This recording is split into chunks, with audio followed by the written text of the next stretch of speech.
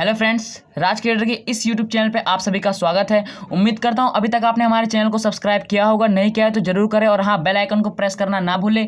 और यदि आपको ये वीडियो पसंद आए तो उसको लाइक जरूर करें और हाँ, शेयर भी करें अपने दोस्तों के साथ। तो आज हम स्टार्ट करने वाले हैं फिजिक्स का chapter number 3 kinematics, motion in a straight line. इसका आज इंट्रोडक्टरी पार्ट होगा, आज इसका इंट्रोडक्शन होगा, इंट्रोडक्शन। ठीक है, तो motion in a straight line या मोशन इन वन डायमेंशन। ठीक है, तो इसके बारे में थोड़ा सा बात करेंगे अभी हम। तो पहले हम थोड़ा सा इंट्रोडक्शन के बारे में बात कर लेते हैं। देखिए, जो आपका फिजिक्स का पूरा क्लास 11th का जो फिजिक्स का पूरा मैकेनिक्स है, जैसे आपका लॉज ऑफ मोशन या kinematics, motion in a plane, motion in a straight line, work power energy, rotational motion etcetera, ये सभी के सभी जितने भी हैं ये सब मैकेनिक्स में आते हैं। ठीक है, तो ये जो मैकेनिक्स है पूरी पूरी 11th क्लास की, उसको हमने 3 भागों में बांट दिया है। मैकेनिक्स को हमने 3 भागों में बांटा है, स्टैटिक्स, काइनेमैटिक्स एंड डायनामिक्स। ठीक है, तो हमने मैकेनिक्स को फिजिक्स में 11th क्लास के फिजिक्स में जितने भी जो चैप्टर्स दिए हैं, जितने भी मैकेनिक्स है, उसको हमने 3 भागों में बांटा है। एक स्टैटिक्स। स्टैटिक्स का मतलब क्या होता है? देखो, स्टैटिक्स का मतलब होता है जब ऑब्जेक्ट रेस्ट पर हो, कोई भी ऑब्जेक्ट हो, जब इज एट रेस्ट, जब वो रेस्ट पर हो, यानी टाइम फैक्टर उस पर डिपेंड ना करे। ये टाइम फैक्टर क्या है ये बताते हैं। Time factor does not depend, यानी सपोज करिए कि कोई ऑब्जेक्ट आपके सामने है और वो रेस्ट पर है, मतलब वो अपनी पोजीशन चेंज नहीं कर रहा है, वो रेस्ट पर है। ठीक है, तो एक बार बताइए, उसके क्या टाइम फैक्टर डिपेंड करेगा? अब उसके लिए तो टाइम कितना ही बीत जाए, 1 घंटा, 2 घंटा, 3 घंटा, कितना भी टाइम बीत जाए, क्या उस पर टाइम फैक्टर डिपेंड करेगा? क्या उसके लिए टाइम डिपेंडेंट होगा? नहीं, क्योंकि ऑब्जेक्ट तो रेस्ट पर है, उसकी तो पोजीशन चेंज ही नहीं हो रही। ठीक है, अच्छा, ये स्टैटिक्स में पढ़ते हैं। जब ऑब्जेक्ट रेस्ट पर होता है, और रेस्ट की जो कहानी होती है, वैसे ज़्यादा उसमें कहानी होती नहीं रेस्ट पर, ठीक है, स्टैटिक्स में है, तो जो सबसे मेन जो होता है वो काइनेमैटिक्स और डायनामिक्स में होता है। तो हमने बता दिया कि मैकेनिक्स को 3 भागों में बांटा गया है, स्टैटिक्स, काइनेमैटिक्स और डायनामिक्स। अच्छा, काइनेमैटिक्स में क्या होता है? ऑब्जेक्ट का मोशन होता है, ऑब्जेक्ट इज इन मोशन, यानी ऑब्जेक्ट का मोशन होता है। ठीक है, तो इसका ऑब्जेक्ट का मोशन, यानी ऑब्जेक्ट जब मूव कर रहा है तो कितना डिस्टेंस उसने कवर किया, कितना डिस्प्लेसमेंट उसने कवर किया, किस स्पीड से वो मूव कर रहा है, क्या वेलोसिटी है उसकी, अगर उसकी वेलोसिटी चेंज हो रही है तो कितना एक्सेलरेशन है, ये सब हम काइनेमैटिक्स के अंतर्गत पढ़ते हैं। प्रोजेक्टाइल मोशन हो गया, ठीक है, ये सभी की सभी जो ट्रेजेक्ट्री है, ये जो हॉरिजॉन्टल रेंज है, टाइम ऑफ फ्लाइट है, ठीक है, ये जो मैक्सिमम हाइट है, मैक्सिमम रेंज है, ये सब की सब हम कहाँ पढ़ते हैं? ये सब काइनेमैटिक्स के अंतर्गत आता है। अच्छा, डायनेमिक्स में क्या है? यहाँ पर भी टाइम फैक्टर डिपेंड करता है, यहां टाइम फैक्टर डिपेंड करता है, टाइम फैक्टर डिपेंड। देखो, ऑब्जेक्ट मोशन में है, ठीक है, अब वो कितने मोशन, कितना डिस्टेंस उसने कवर किया, कितने टाइम में, तो क्या टाइम उसके लिए डिपेंड नहीं है? टाइम तो उसके लिए डिपेंडेंट है। ठीक है, तो काइनेमैटिक्स में टाइम डिपेंडेंट है। डायनेमिक्स में क्या होता है?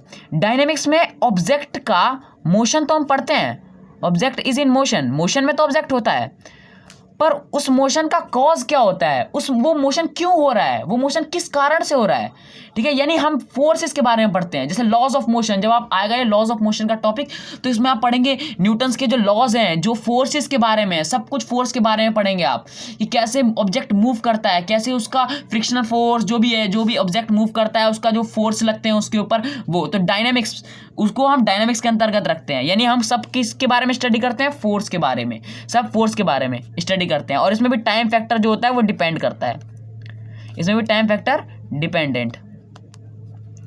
ठीक है, तो टाइम फैक्टर इस पे भी डिपेंड करता है। अच्छा, तो हमने बोल दिया मैकेनिक्स को 3 भागों में बांट गया, स्टैटिक्स, काइनेमैटिक्स और डायनेमिक्स। तो अब थोड़ा सा इंट्रोडक्शन ले ले। देखिए, motion in a straight line या फिर मोशन इन वन डायमेंशन, ठीक है, इसको अनेक नामों से जाना जाता है, या फिर इसको हम रेक्टिलिनियर मोशन भी कह सकते हैं, रेक्टिलिनियर मोशन। ठीक है, तो इसको कई नामों से जाना जाता है, kinematics in a straight line, motion in a straight line, motion in one dimension, rectilinear motion. देखो, मोशन इन वन डायमेंशन का मतलब क्या होता है? ठीक है, जब kinematics in a straight line आप पढ़ते हो, motion in a straight line पढ़ते हो, तो उसका मतलब होता है कि जैसे आपको पता है कि हमारे पास क्या होती है? 3 एक्सिस होती हैं, X axis, Y axis, Z axis, Y axis, x axis, Z axis. तो किसी भी एक एक्सिस के अलोंग जब ऑब्जेक्ट का मोशन होता है, ये ओरिजिन है, तो किसी भी एक एक्सिस के अलोंग, ठीक है। जब ऑब्जेक्ट का मोशन होता है, जैसे आप देखते हो रोड पे कार जो है स्ट्रेट लाइन में ट्रैवल कर रही है, तो वो किस डायमेंशन में फ्लो कर रही है, जो किस डायरेक्शन में मूव कर रही है, एक्स डायरेक्शन में। अच्छा, अगर आप एक स्टोन को अपवर्ड थ्रो करते हो या फिर वो डाउनवर्ड आता है, तो वो किस डायरेक्शन में हो रहा है, वाई एक्सिस में हो रहा है, ठीक है, तो वो भी एक वन डायमेंशन में, या फिर जेड एक्सिस में। किसी भी एक एक्सिस में जब ऑब्जेक्ट का मोशन होता है तो उसको हम मोशन स्ट्रेट लाइन कहते हैं, जिसको मोशन वन डायमेंशन कहते हैं। इसका मतलब होता है वन डायमेंशन, ठीक है। या फिर रेक्टिलिनियर मोशन, रेक्टिलिनियर मोशन का भी वही है कि जब ऑब्जेक्ट स्ट्रेट लाइन में ट्रैवल कर रहा है, जब ऑब्जेक्ट स्ट्रेट लाइन में मूव कर रहा है, ठीक है। तो आप देखो यहाँ पर हमारा, पहले तो हम ये समझते हैं कि रेस्ट और मोशन क्या होता है। तो पहले हम ये समझते हैं कि रेस्ट एंड मोशन क्या होता है, ठीक है। थोड़ा अलग अलग बात करेंगे रेस्ट और मोशन पे, ठीक है। रेस्ट क्या होता है आपको सबको पता है, जिस ऑब्जेक्ट की पोजीशन चेंज नहीं कर रही हो वो रेस्ट पे हो जाता है। हाँ, जब ऑब्जेक्ट की पोजीशन चेंज कर रही हो वो मोशन में हो जाता है, ठीक है। तो अब देखिए रेस्ट और मोशन, एक टॉपिक बता दो, रेस्ट और मोशन है जो रिलेटिव टर्म है, रिलेटिव टर्म। रेस्ट और मोशन रिलेटिव टर्म है, इसका मतलब क्या है, देखिए रेस्ट और मोशन रिलेटिव टर्म इसलिए है, अभी सपोज करिए कि हो सकता है कि एक ऐसा ऑब्जेक्ट जो मेरे लिए मोशन में हो, पर हो सकता है वो आपके लिए रेस्ट पर हो, या ये भी हो सकता है कि वो ऑब्जेक्ट आपके लिए मोशन में हो और मेरे लिए रेस्ट पर हो। इस चीज़ को हम कहते हैं रिलेटिव। यानी रेस्ट और मोशन हर एक यूनिवर्स के हर एक ऑब्जेक्ट के लिए सेम नहीं रहता।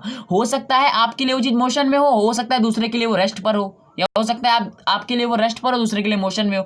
तो इसीलिए इसको हम रिलेटिव कहते हैं, यानी ये हर ऑब्जेक्ट के लिए सेम नहीं होता, ठीक है। रेस्ट और मोशन हर किसी भी ऑब्जेक्ट के लिए सेम नहीं होता, ठीक है, हमेशा ये एक दूसरे पे डिपेंड करता है, ठीक है। जैसे हम एक एग्जांपल देते हैं आपको, जैसे कि आप ट्रेन में हैं, ठीक है, तो ट्रेन में दो बर्थ होती हैं, एक बर्थ पे मैं बैठा हूँ, उसके सामने वाले बर्थ पर आप बैठे हैं, ठीक है। तो आप मान लीजिए स्टेशन पे ट्रेन खड़ी है, अभी ट्रेन रुकी हुई है और हम दोनों आमने सामने की सीट पर बैठे हैं, ठीक है, और आपने अपने दोस्त को स्टेशन के बाहर खड़ा कर रखा है, मतलब कि ट्रेन के बाहर खड़ा कर रखा है, स्टेशन पर खड़ा कर रखा है। अब आप मुझसे पूछते हैं कि क्या मैं रेस्ट पर हूं, आपने मुझसे पूछा क्या मैं रेस्ट पर हूं, तो मेरे हिसाब से आपकी पोजीशन नहीं चेंज हो रही, तो मैं क्या बोलूंगा, हाँ आप रेस्ट पर हो। अब आप अपने बाहर वाले दोस्त से पूछोगे, अभी ट्रेन मूव नहीं कर रही है, अब आप बाहर वाले दोस्त से पूछोगे कि क्या मैं मोशन में हूं, तो वो बोलेगा नहीं, क्योंकि ट्रेन भी मूव नहीं कर रही है और ना उसके अंदर के आप मूव कर रहे हो, क्या पोजीशन आपकी चेंज हो रही है, नहीं, तो वही बोलेगा नहीं। तो आप बोलेंगे अच्छा।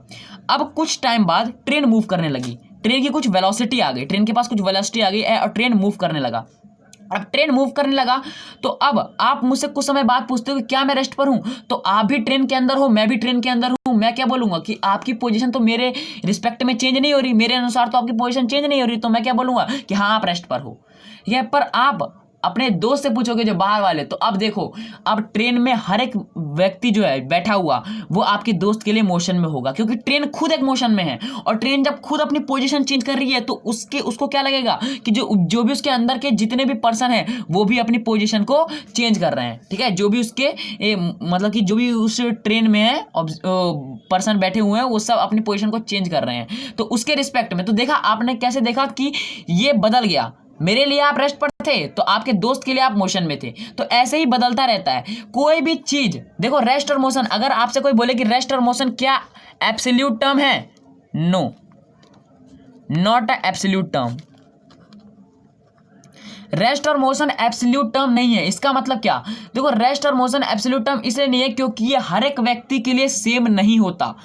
अब ऐसा नहीं है कि कोई ऑब्जेक्ट अगर रेस्ट पर है तो वो पूरे यूनिवर्स में आप जहां से भी देखो उस ऑब्जेक्ट को, या जहां से भी आप उसको ऑब्जर्व करो वो रेस्ट पर हो, ऐसा जरूरी नहीं है, ठीक है। ये यानी ये रिलेटिव है। अगर आपको कोई कह रहा है कि वो एब्सोल्यूट है तो वो गलत बोल रहा है, ये रिलेटिव होता है। रेस्ट और मोशन रिलेटिव होता है और एब्सोल्यूट नहीं होता। जैसे टाइम, एक और एग्जाम्पल लेते हैं, टाइम भी एक क्या है, रिलेटिव है, ठीक है। अगर आपके लिए 2 घंटे बीते हैं तो क्या यूनिवर्स में हर किसी के लिए 2 घंटे बीते होंगे, नहीं। देखो टाइम जो है वो हाई वेलोसिटी पर डिपेंड करता है।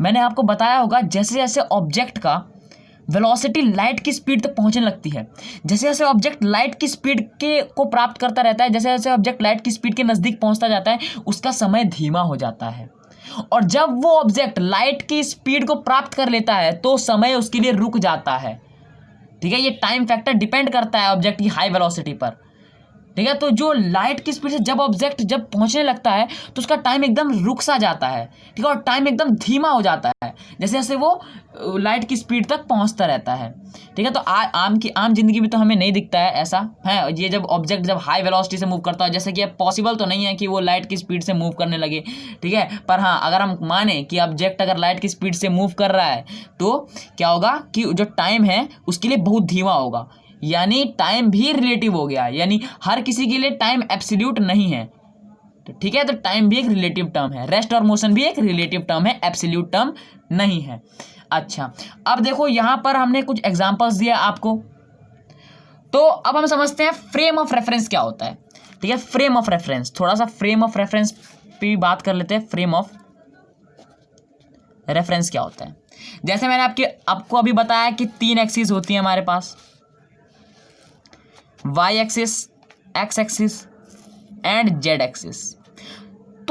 तो जहां से आप ऑब्जर्व कर रहे हो किसी के भी मोशन को, जहां से आपका ऑब्जर्वेशन हो रहा है, ठीक है, वही आपका फ्रेम ऑफ रेफरेंस होता है। जहां से आप किसी भी ऑब्जेक्ट के मोशन को ऑब्जर्व कर रहे हो, अगर आपके ट्रेन के बाहर से कर रहे हो, ट्रेन के अंदर के व्यक्ति को ऑब्जर्व कर रहे हो, तो आपका फ्रेम ऑफ रेफरेंस ट्रेन के बाहर होगा, तो आपका फ्रेम ऑफ रेफरेंस वहां बनाना होगा। तो जो फ्रेम ऑफ रेफरेंस होता है उसको हम ओरिजिन कहते हैं, ठीक है। फ्रेम ऑफ रेफरेंस जो होता है इसको हम क्या कहते हैं, रेफरेंस पॉइंट, जहां से हम ऑब्जर्व कर रहे हैं ऑब्जेक्ट का मोशन, रेफरेंस पॉइंट, ठीक है। जैसे अगर मैं ट्रेन के बाहर से आपको ऑब्जर्व कर रहा हूं, ठीक है, तो मेरे लिए वहां का फ्रेम ऑफ रेफरेंस अलग होगा, ठीक है, कंपैरिजन टू अंदर बैठे आदमी के, ये तो मेरे लिए वहां का रेफरेंस अलग होगा।